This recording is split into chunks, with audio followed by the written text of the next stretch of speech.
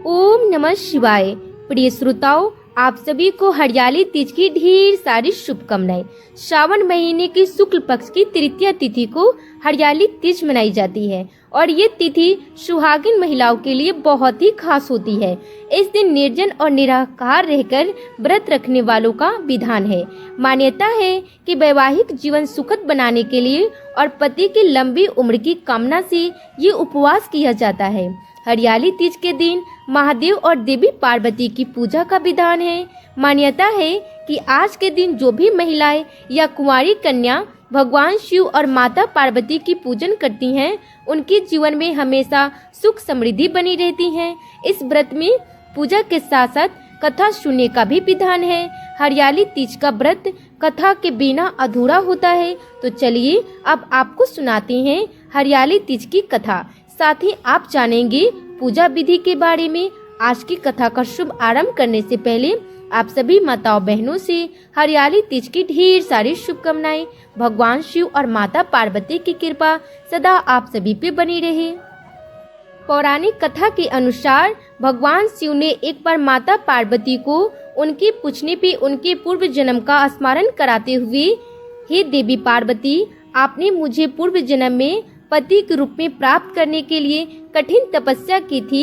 हिमालय पे अन्न जल त्याग कर आपने सभी ऋतुओं को कष्ट सहा।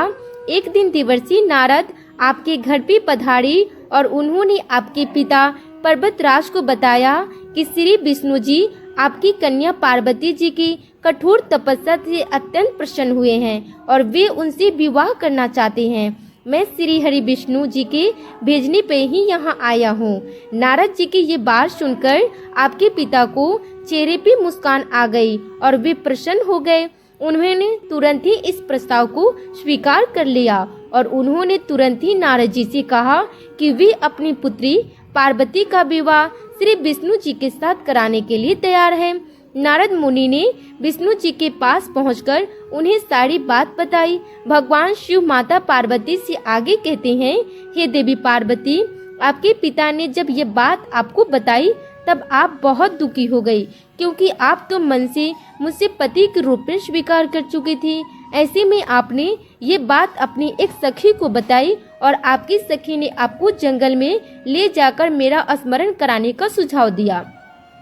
तब तुम राजमहल को छोड़कर जंगल में चली गई और जंगल में रह के तुमने मुझे पति के रूप में प्राप्त करने के लिए कठिन तपस्या की। इधर आपके पिता पर्वतराज आपके लुप्त होने पे बड़ी चिंतित हो गए। उन्होंने ये चिंता सताने लगी कि अगर इसी बीच श्री विष्णु जी की बारात लेकर आ गए तब क्या होगा। भगवान शिव देवी पार्वती से आगे कहते हैं, हे पार्वती, आपके पिता पर्वतराज ने आपके लुप्त होने के बाद सैनिकों को भेजकर आपकी खोज शुरू कर दी और उन्होंने धरती पाताल लोक एक कर दिया, लेकिन आप एक गुफा के रेत में शिवलिंग बनाकर मेरी तपस्या करने में लगी रही, मेरी आराधना में लीन थी और मैं आपकी तपस्या से प्रसन्न हुआ और फिर मैंने आपकी मनोकामनाएं पूर्ति का वचन आपको दिया। इधर खोजते हुए आपके पिता पर्वतराज भी गुफा तक पहुंच गए। तब आपने अपने पिता को बताया कि कैसे आपने शिव जी को पति के रूप में प्राप्त करने के लिए कठिन तपस्या की।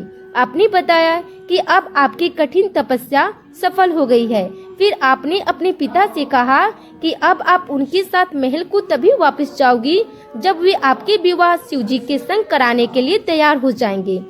पिता पर्वतराज शिव जी और माता पार्वती के विवाह के लिए मान गए और फिर उन्होंने विधि विधान से शिव जी पार्वती जी का विवाह संपन्न करवाया। भगवान शिव देवी पार्वती से कहते हैं, हे पार्वती, आपने मुझे पति के रूप में प्राप्त करने के लिए जो कठिन तपस्या की थी, जो कठिन तप किया, उसी के फलस्वरूप हमारा विवाह संपन्न हो पाया। इसीलिए जो भी स्त्रियां इस व्रत को करती हैं, उसकी माता पार्वती की तरह अखंड स्वाग की प्राप्ति होती है और अखंड सौभाग्य का आशीर्वाद भी मिलता है। हरियाली तीज से एक दिन पहले महिलाएं या कन्याएं हाथों में मेहंदी रचाती हैं और तीज के दिन विवाहित महिलाएं एक दूसरे को श्रृंगार की वस्तुएं देती हैं। श्रृंगार की वस्तुएं में सिंदूर, पारंपरिक वस्त्र, चूड़ियां, मेहंदी, मिठाई, बिछुए, बिंदी आदि शामिल होते हैं। इस दिन महिलाएं विशेष रूप से हरे रंग की लहंगा यह साड़ी पहनती हैं, हरे रंग का ज़्यादा से ज़्यादा प्रयोग करती हैं। अपने आप को एक दुल्हन की तरह सजाकर सुहागिन महिलाएं 16 श्रृंगार करती हैं। हरियाली तीज के व्रत को निर्जला और निराहार रहकर रखा जाता है, लेकिन जिनकी भी सामर्थ्य निर्जल ना रहने की हो वो भी इस व्रत में फल, दूध या चाय आदि का सेवन कर सकते हैं। कहते हैं कि ये व्रत करवा चौथ के व्रत से भी ज्यादा कठिन होता है, क्योंकि हरियाली तीज के व्रत को महिलाएं सुबह से लेकर अगले दिन सूर्योदय तक रखती हैं। अगले दिन सूर्योदय होने के बाद ही व्रत का पारण किया जाता है। तीज के दिन घर पे महिलाएं मुख्य रूप से तरह तरह के व्यंजन बनाती हैं, जिसमें घेवर, नारियल, लड्डू, साबूदाने या खीर या आलू का हलवा आदि शामिल होती हैं। महिलाएं अपने सुखी वैवाहिक जीवन के लिए भगवान शिव से प्रार्थना करती हैं और भगवान शिव के भजन और मंत्रों का पाठ करती हैं। जो महिलाएं हरियाली तीज का व्रत रखना चाहती हो वो इस दिन पूरे विधि विधान के साथ इस व्रत को रख सकती हैं। व्रत वाले दिन जो भी महिलाएं, जो भी कन्याएं इस व्रत को रखना चाहती हैं, उन्हें सुबह जल्दी उठकर स्नान करना चाहिए। इसके बाद महिलाओं को विशेष रूप से श्रृंगार करना चाहिए। गहरे लाल या हरे रंग की साड़ी, सूट या लहंगा पहने, घर और मंदिर में गंगा जल छिड़के शुद्ध कर ले।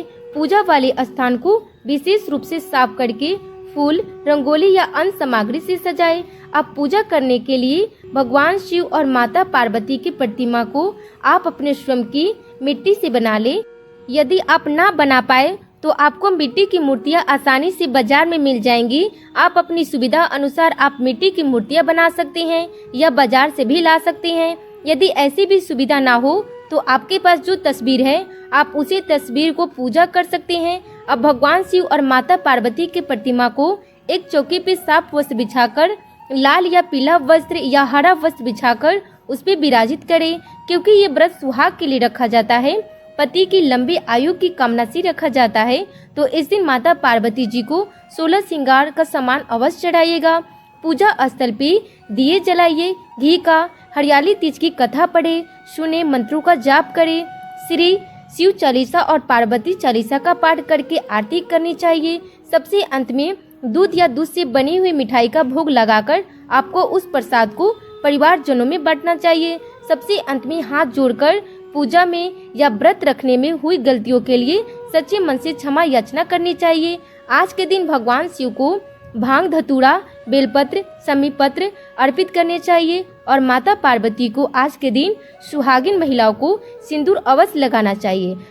प्रिय श्रोताओं, आज की ये हरियाली तीज की कथा समाप्त हुई। एक बार सब प्रेम से साथ मिलकर बोलिए, माता पार्वती मैया की जय, भगवान भोलेनाथ की जय।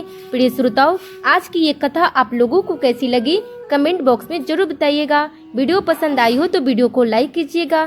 चैनल पे नए आए हैं तो चैनल को सब्सक्राइब करके बेल आइकन को जरूर प्रेस कीजिएगा, ताकि हर वीडियो की नोटिफिकेशन सबसे पहले आपको मिल सके।